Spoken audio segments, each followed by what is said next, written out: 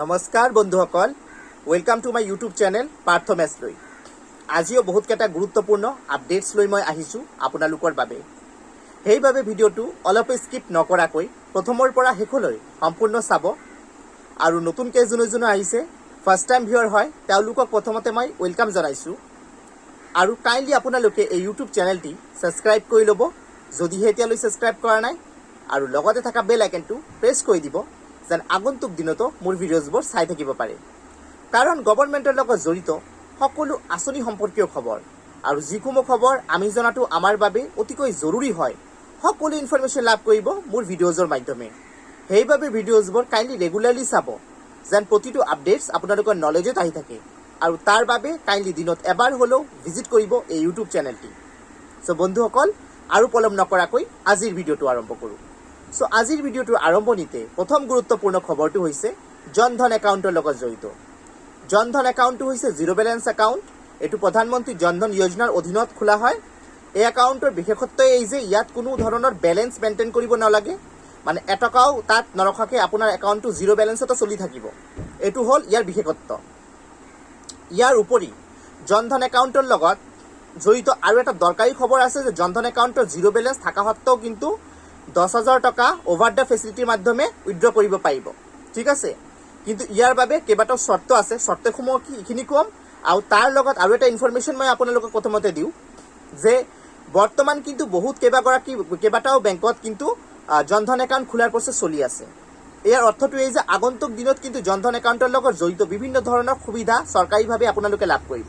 সেইবাবে যিসকলে জনধন একাউণ্ট খুলিছে তেওঁলোকৰ বাবেতো ভাল খবৰ, আৰু যিহেতু এতিয়ালৈ জনধন একাউণ্ট খোলা নাই, কাইণ্ডলি নিজৰ নিকটৱৰ্তী বেংকসমূহৰ শাখাত যাব, লগত নিজৰ আধাৰ কাৰ্ড, পান কাৰ্ড, ভোটাৰ আই ডি, তাৰপিছত ফটো, ফোন নাম্বাৰ সকলো বস্তু লৈ যাব এড্ৰেছ প্ৰুফ, আই ডি প্ৰুফ হিচাপে।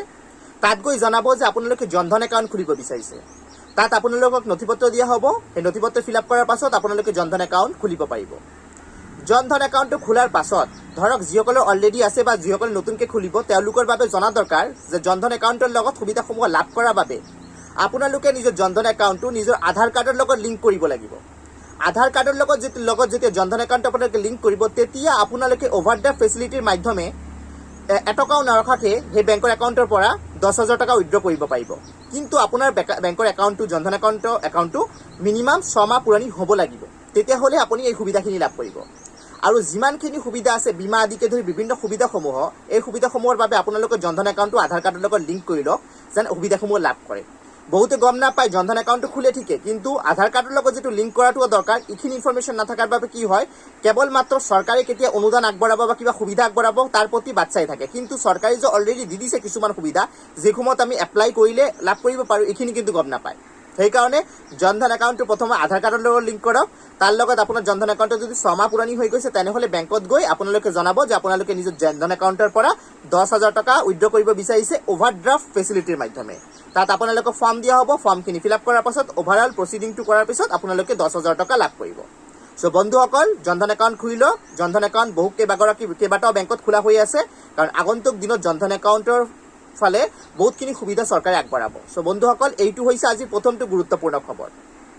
আজি দ্বিতীয়টো গুৰুত্বপূৰ্ণ খবৰো হৈছে অতিকৈ জৰুৰী। বৰ্তমান চৰকাৰে কিন্তু এটা পাৰ্টিকুলাৰ আঁচনিৰ ওপৰত যথেষ্টখিনি কাম কৰি আছে, আৰু এই আঁচনিৰ বাবে লাভান্বিত হৈছে বহু মানুহ, কিন্তু বহু মানুহ এতিয়ালৈ গম পোৱা নাই।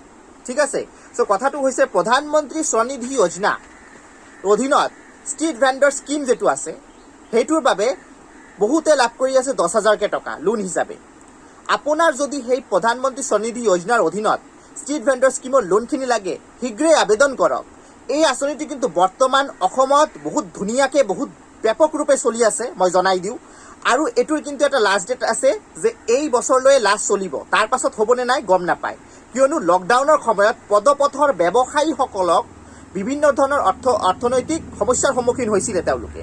সেই সমস্যাখিনিৰ প্ৰতি লক্ষ্য ৰাখি তেওঁলোকে যেন অকণমান হ'লেও সকাহ প্ৰদান কৰিব পাৰে চৰকাৰে, সেইবাবে এই প্ৰচেছটো লৈছিলে প্ৰধানমন্ত্ৰী স্বনিধি যোজনা, যাৰ অধীনত পদপথৰ ব্যৱসায়ীসকলক 10,000 টকাকৈ লোন দিয়াৰ সিদ্ধান্ত লৈছে। এই আঁচনিটো বহু ক্ষেত্ৰত কিন্তু চলি আছে, বহুত ধুমধামকৈ চলিছে আঁচনিটো। বহুতে সুবিধাখিনি লাভ কৰিছে। যিসকলে ইণ্টাৰেষ্টেড হৈ এইটো আঁচনিত এপ্লাই কৰিব বিচাৰিছে, কাইণ্ডলি নিজৰ বেংকসমূহৰ শাখাত গৈ তাত গৈ ক'ব যে আপোনালোকে প্ৰধানমন্ত্ৰী স্বনিধি যোজনাৰ অধীনত ষ্ট্ৰীট ভেণ্ডৰ স্কিম যেটো আছে তাৰ বাবে আপোনালোকে 10,000 টকা লোন বিচাৰিছে। তাত আপোনালোকক ফৰ্ম দিয়া হ'ব, ফৰ্মখিনি ফিল আপ কৰি লগত যিমানখিনি নথিপত্ৰ আছে গাঁঠি দি আপোনালোকে তাত এপ্লাই কৰিলে এই টকাটো লাভ কৰিব। এইটো লোন হিচাপে দিয়া হয়। সো বন্ধুসকল, এইটো হৈছে আৰু এটা গুৰুত্বপূৰ্ণ খবৰ, কাৰণ এইটো আঁচনি কিন্তু বৰ্তমান ভালকে চলি আছে, কিন্তু আগন্তুক দিনত এটা লাষ্ট ডেট ফিক্সিং কৰি এইটো বন্ধ হৈ যাব। সেইকাৰণে এইটো বন্ধ হোৱাৰ আগত কিন্তু কাইণ্ডলি আপোনালোকে তাত এপ্লাই কৰি দিয়ক, যিহতে ইণ্টাৰেষ্টেড হয় ইয়াত আঁচনিত এপ্লাই কৰাৰ বাবে। সো বন্ধুসকল, এইখিনি হ'ল এই দুটা খবৰ। এতিয়া আহোঁ আজিৰ আন গুৰুত্বপূৰ্ণ খবৰসমূহলৈ। এতিয়া আহোঁ প্ৰধানমন্ত্ৰী কিষাণ সন্মান নিধি আঁচনিৰ কথালৈ। প্ৰধানমন্ত্ৰী কিষাণ সন্মান নিধি হ'ল কৃষক বন্ধুসকলৰ বাবে গুৰুত্বপূৰ্ণ খবৰ। যিসকল কৃষকে প্ৰধানমন্ত্ৰী কিষাণ সন্মান নিধি আঁচনিৰ সুবিধাখিনি লাভ কৰি আছে অসম তথা সমগ্ৰ দেশৰ, তেওঁলোকে এই আঁচনিৰ মাধ্যমে বছৰি 6,000 টকাকে লাভ কৰে। তিনিটা ইনষ্টলমেণ্ট 2,000কে, 2,000, 2,000, 2,000 তেনেকে।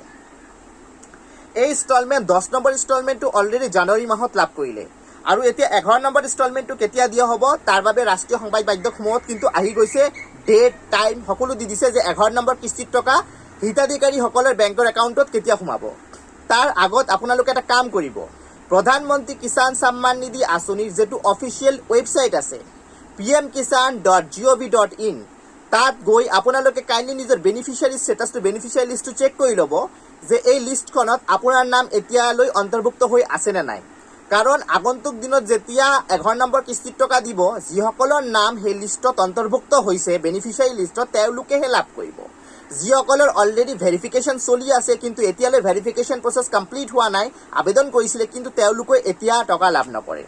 ভেৰিফিকেশ্যন প্ৰচেছ কমপ্লিট হোৱাৰ পাছত যেতিয়া কেন্দ্ৰীয় চৰকাৰত তাত অসমৰ পৰা নামখিনি পঠাই দিয়া হ'ব, যে এইখিনি কৃষকৰ নাম দিয়া হ'ব যে ইহঁতে প্ৰকৃত কৃষক হয়, তেতিয়াহ'লেহে লাভ কৰিব। এতিয়া মেইন টপিকটো লৈ আহোঁ যে 11 নম্বৰ কিস্তিৰ টকা কেতিয়া লাভ কৰিব আপোনালোকে।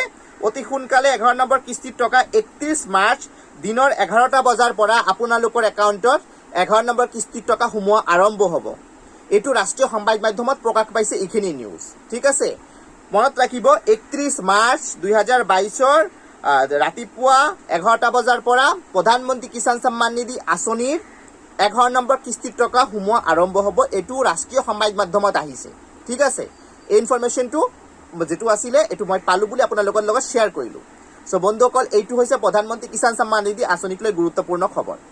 আৰু তাৰ লগত আৰু এটা ইনফৰমেশ্যন মই শ্বেয়াৰ কৰি দিওঁ প্ৰধানমন্ত্ৰী কিষাণ সন্মান নিধি আঁচনিৰ। আপোনালোকে যদি কৃষক হয়, আপোনালোকৰ যদি প্ৰধানমন্ত্ৰী কিষাণ সন্মান নিধি আঁচনিৰ লগত জড়িত কিবা সমস্যাৰ সন্মুখীন হৈছে, প্ৰথমতে আপোনালোকে নিজৰ নিকটৱৰ্তী কমন ছাৰ্ভিচ চেণ্টাৰত গৈ যোগাযোগ কৰিব।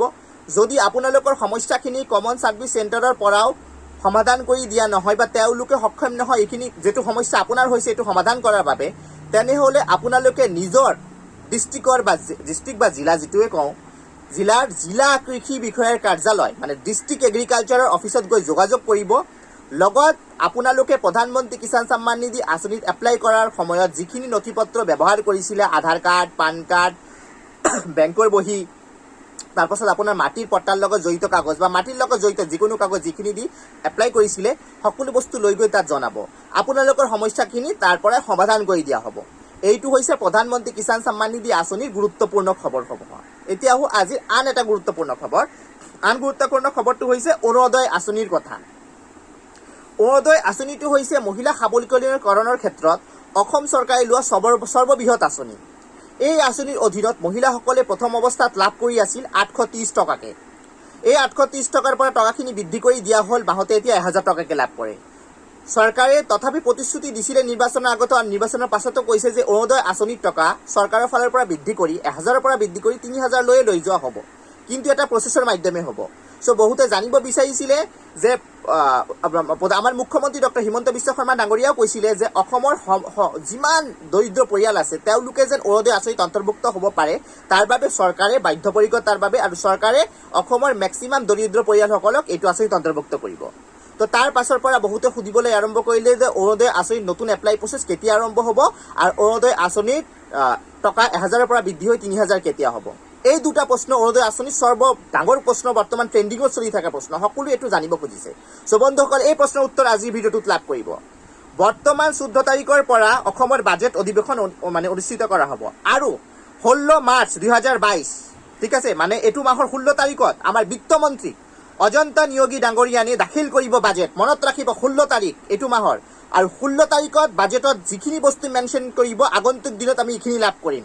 যদি অৰুণোদয় আঁচনিৰ টকা 1000ৰ পৰা বৃদ্ধি হৈ 3000 বা 1500 বা 2000 যিয়ে নকৰা হওক, এতিয়ালৈতো হোৱা নাই, বাজেটত হ'লেহে আমি গম পাম। বাজেটৰ মাধ্যমে মানে 16 তাৰিখটো আমাৰ বাবে গুৰুত্বপূৰ্ণ দিন। সেইদিনা বাজেটটো ফ'ল' কৰিব, সেইদিনাই আমি গম পাম যে বাজেট অৰুণোদয় আঁচনিৰ নতুন হিতাধিকাৰী কিমান লোৱা হ'ব, কেতিয়া লোৱা হ'ব, অৰুণোদয় আঁচনিৰ টকা 1000ৰ পৰা আৰু বৃদ্ধি হ'বনে নাই, সকলো প্ৰশ্নৰ উত্তৰ সেইদিনা পাম। 16 তাৰিখ, সেইকাৰণে 16 মাৰ্চটো গুৰুত্বপূৰ্ণ দিন। সেইদিনা আমাৰ বাজেট অধিৱেশনটো মানে আমাৰ যিটো মানে বাজেট আছে সেইটো বিধানসভাৰ মজিয়াত আমাৰ বিত্তমন্ত্ৰী ডাঙৰীয়ানীয়ে মানে দাখিল কৰিব। আৰু ইয়াৰ উপৰি যিমানখিনি আঁচনিসমূহ আছে সকলো আঁচনিৰ তথ্য সেইদিনা বাজেটত উল্লেখ থাকিব।